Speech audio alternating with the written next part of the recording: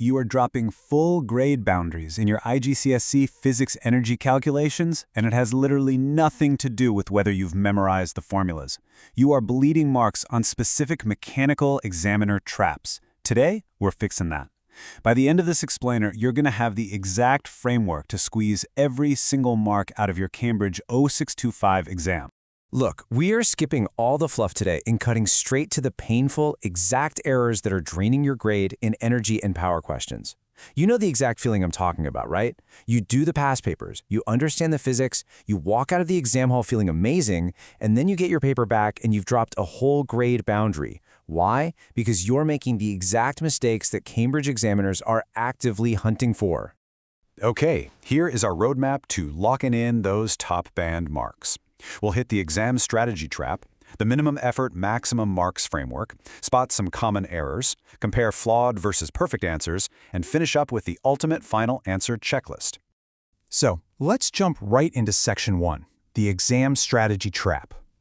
Now, what's really wild about this is how even the most highly prepared students fall into predictable traps. You can do all the ordinary revision in the world, right? You read the textbook cover to cover, you highlight everything, and you still fall right into the examiner's snare. Looking at the Chapter 4 syllabus breakdown here, you can see the specific battlegrounds. We're talking Section 4.1, Work and Energy, 4.2, Energy Transfers, straight through to 4.4, Efficiency and Power. Examiners don't just test if you know a formula here, they use these topics to test your absolute precision. So here's your first major takeaway. Marks aren't usually lost on the physics concepts themselves. No, they're lost on easily avoidable mechanical mistakes. I'm talking about missing units at the end of a long efficiency calculation, rounding your numbers halfway through a kinetic energy problem, giving incredibly vague explanations for energy conservation, swapping your variables, putting graph axes backwards, or writing weak improvements for practical investigations. These are the silent killers of your grade. Moving on to Section 2, minimum effort, maximum marks. We need a foolproof system that neutralizes those traps instantly. This right here is the mandatory 4-step framework you absolutely have to use. Step 1, state your concept. Step 2, plug in your evidence and data. Step 3, apply your scientific reasoning. And Step 4, finish with exact examiner wording. Now, in just a second, I'm going to reveal the exact examiner clue that completely flips how you write your answer. But first, you have to internalize this framework. Otherwise, that clue is going to fly right over your head. If you skip from the concept straight to the reasoning, you lose the data marks. You've got to show every single step. All right, Section 3, spotting common errors.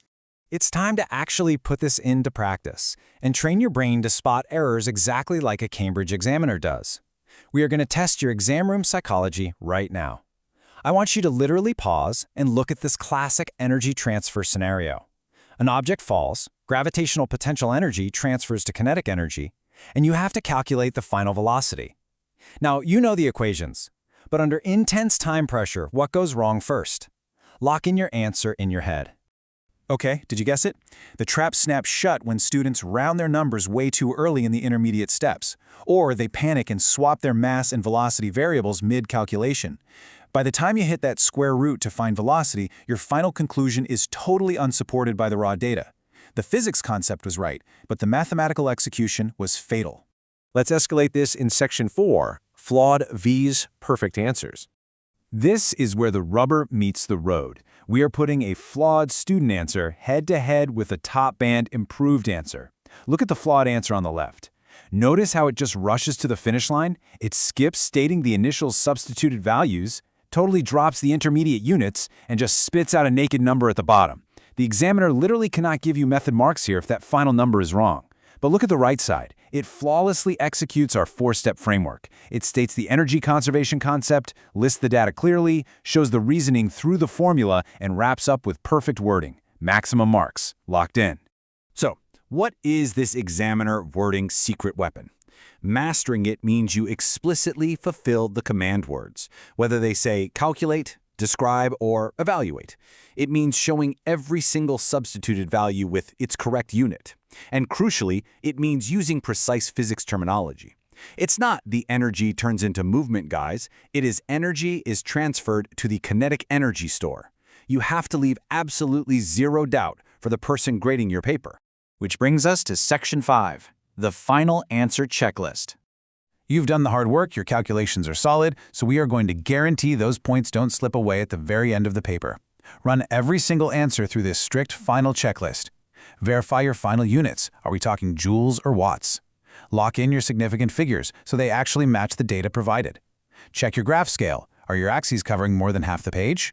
Note any uncertainty or safety precautions for practical questions. And finally, confirm the reasonableness of your data. Think about it. If your efficiency calculation comes out to 150%, you've hit a trap. But wait, this leaves us with a massive, unresolved problem.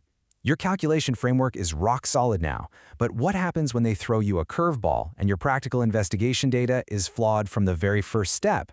How do you rescue a doomed experiment? Well, that is the exact high-impact skill you have to master next in our last 7 days revision map.